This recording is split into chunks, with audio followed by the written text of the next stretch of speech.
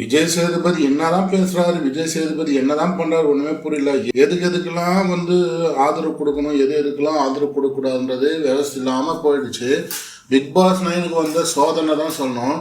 இந்த முக்கோண காதல், இந்த உதவாத காதல், இந்த காதல் வச்சு இந்த பிக் பாஸ் ஓட்டிட்டு இருக்காங்களே, வேற எந்த கண்டென்ட்டுமா கிடைக்கல. பிக் பாஸ் என்ன பிக் பாஸ் உதவாத சப்ஜெக்ட் எடுத்துக்கிட்டே பேசிட்டு இருக்கீங்களே பிக் பாஸ். இதே சப்ஜெக்ட் வினோத் கூட தான் பண்ணியிருந்தாரு. கேஸை வாதாட விடாம அகைன்ஸ்டா பேசிட்டே இருந்தாரு. ஆப்போசிட்ல இருக்கவங்கள பேச கூட இல்லை. ஆனா சும்மா வினோத்தை மயில இருக்க மாதிரி தள்ளிவிட்டு போயிட்டாரு. இப்ப எஃப்ஜே போட்டு இந்த அடி அடிக்கிறாங்க. ஆதிரை எஃப்ஜே ஊரறிந்த கதை. எஃப்ஜே ஆதிரை யூஸ் பண்ணிக்க பார்த்தாப்புல, ஆதிரை எஃப்ஜே யூஸ் பண்ணிக்க பார்த்தாங்க. இப்படி ரெண்டு பேரும் மாற்றி தான் யூஸ் பண்ணிக்கினாங்க. ஆதிரை வெளியே போயிட்டாங்க. இப்போ ஆதிரை உள்ள இருந்து எஃப்ஜே வெளியே போயிருந்தாங்கன்னா, எஃப்ஜே வெளியே போனதுக்கு காரணம் ஆதிரைன்னு சொல்லிட்டு இப்போ இவ்வளோ பிரச்சனைங்க சொல்லுவாங்களா? யாருன்னா லேடிஸ்லாம் பேசுவாங்களா? யாரும் பேச மாட்டாங்க. துஷார் அரோரா யாருன்னா பேச விடுறாங்களா? அரோரா பேச விடுறாங்களா? துஷாரை பத்தியே பேசவே விடுறதில்ல. நல்லதுக்கோ கெட்டதுக்கோ மற்றவங்களை யாருமே பேச விடுறதில்ல. அவனால நான் எவ்வளவு கஷ்டப்படுறேன், அவன் பேச்சு எடுத்தாலே நான் கஷ்டப்படுறேன், எனக்கு அழுகே வருதுன்னு சொல்லி அங்க இருக்கிற ஹவுஸ்மேட்ஸ் யாருமே துஷார் பத்தி பேசுறதில்லை. ஏன்னா இந்த அம்மா கஷ்டப்படுவாங்களே அப்படின்றதுக்கோசம் யாருமே பேசுறதில்லை. துஷார் உள்ள இருந்து அரோரா வெளியே போயிருந்தாங்கனாக்கா, அரோரா போனதுக்கு காரணம் துஷார் தான் அப்படின்னு சொல்லிட்டு இப்பவும் துஷாரை போட்டு அடின்னு வச்சுட்டு இருப்பாங்க. இவங்க பண்ற கேவலமான காதலுக்கு, அதுவும் நல்ல காதலா இருந்தாலும் பரவாயில்ல, கேவலமான கள்ள காதலுக்கு நம்ம சாட்சி. இவங்க பண்ற கூத்து தான் காரி முகிற மாதிரி இருக்கு. அரோரா பேசுறது யாருக்கு என்ன பேசுவாங்க, எந்த நேரத்துக்கு யாருக்கு பேசுவாங்க எல்லாம் நம்மளுக்கு தெரியும் சேதுபதி சார். அவங்க அந்த நேரத்துக்கு அவங்களுக்கு தேவையான விஷயத்துக்கு தான் பேசுவாங்க சேதுபதி சார். சும்மா அரோராவுக்கு சப்போர்ட் பண்ணிட்டு வராதிங்க. அரோரா என்னவோ சூப்பர் பிளேயர் மாதிரியும், அரோரா என்னவோ செம்ம பிளேயர் மாதிரியும் பார்வதி பக்காவா கரெக்டா சொல்லியிருப்பாங்க கமருதீன் கிட்ட. கமருதீன் உன்னை வச்சுதான்டா கேம் விளையாடிட்டு இருக்கா, நீ இல்லைன்னா அவன் 3வது வாரமோ 4வது வாரமோ போக வேண்டியதுடா, நீ ஏன்டா மடத்தனமா பண்ணிட்டு இருக்க, கொஞ்சமாவது புரிஞ்சுக்கடா, நீ அவளுக்கு ஃபோக்கஸே கொடுக்காத, அவளுக்கு முக்கியத்துவம் கொடுக்காத, நீ முக்கியத்துவம் கொடுத்து தான் அவள் இந்த வாரம் வரைக்கும் 10வது வாரம் வரைக்கும் வந்திருக்கா அப்படின்ற மாதிரி சொல்லி இப்போ ஓரளவுக்கு பிரெயின் வாஷ் பண்ணி வச்சிருக்காங்க. இப்போ கமருதீன் அரோரா சீன்றதே இல்லை, மொர்ச்சின்னு இருக்கிறாரு, ஒரு மாதிரி ரஃபா ஹேண்டில் பண்றாப்புல.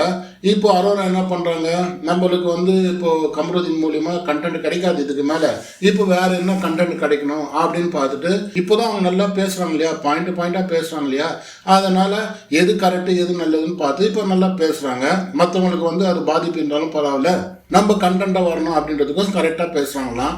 ஆதிரினாவும் நல்ல கேமர் மாதிரியும், எஃப்ஜேனால தான் ஆதிரி வெளியே போயிட்ட மாதிரியும். ஏமா நீ லவ் கண்டென்ட் கொடுக்க பார்த்த, எஃப்ஜே ஒதுங்கிட்டாப்புல, நம்மளுக்கு வேணாண்டாப்பா ஆதிரி வேணாம், நம்ம தனியாக போகலாம் அப்படின்னு சொல்லிட்டு அந்த வாரம் தான் பேக் அடிக்க ஆரம்பிச்சாப்புல. நீ அந்த வாரம் வெளியே போயிட்ட, நீ 1 வாரமோ 2 வாரமோ பொறுத்து போயிருந்தீங்கனாக்கா எஃப்ஜே நீ போனதுக்கு காரணம் இல்லைன்ற மாதிரி ஆயிருக்கும்.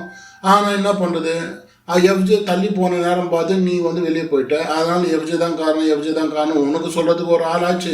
அதாவது நீ பண்ண தப்பெல்லாம் மறைக்கிறதுக்கு எஃப்ஜே மேல மொத்தமா பழி போறதுக்கு ஒரு ஆள் ஆச்சு. எஃப்ஜே தான் உன்னை கட்டிப்பிடிக்க சொன்னானா, உங்ககிட்ட கொஞ்சம் சொன்னானா, உன்னை பண்ண சொன்னானா, அவன் உனக்கு ஸ்பேஸ் கொடுத்தான்னு சொன்னல, நீயும் ஸ்பேஸ் தானே கொடுத்த, நீயே ஸ்பேஸ் கொடுத்து தானே பழகின. அந்த இடத்துல 3 வாரத்துக்குள்ள உங்களுக்கு ஏதோ அண்டர்ஸ்டாண்டிங் ஆச்சு, ஏதோ பழகுனீங்க. அதுக்கப்புறமா அவன் விலக ஆரம்பிச்சான். போடா அப்படின்னு சொல்லிட்டு போய் வேற வேலையை பார்க்க வேண்டியதாம்மா, கேமை விளையாட வேண்டியதானம்மா. இப்போ ரிட்டர்ன் வந்ததுன்னா வைல்ட் கார்டு என்ட்ரியா ரிட்டர்ன் வந்ததுக்கு என்ன பண்ணின்னு இருக்க, நான் போனதுக்கு காரணம் எஃப்ஜே, இதை சொல்லியே கேம் விளையாடிட்டு இருக்கலாம்னு பாக்குறியா, வேற எதுவுமே பண்ண மாட்டியா நீ? நீங்க என்ன பண்ணிருக்கணும், இப்போ உள்ள வந்த பிறகு ஃபர்ஸ்ட் 1 நாள் 2 நாள் எஃப்ஜே பக்கமே போகாம இருந்தீங்க இல்லையா, அதுக்கேற்ற மாதிரி கேம் விளையாடுங்க.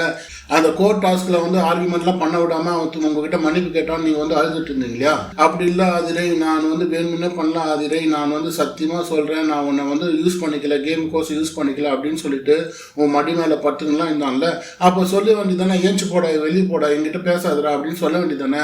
எல்லாத்துக்கும் நீங்க அனுமதி கொடுத்துருவீங்க. அதுக்கப்புறமா அவன் இதை பண்ணான்னு சொல்லிட்டு அவன் மேலேயே பிளேம் பண்ணுவீங்க.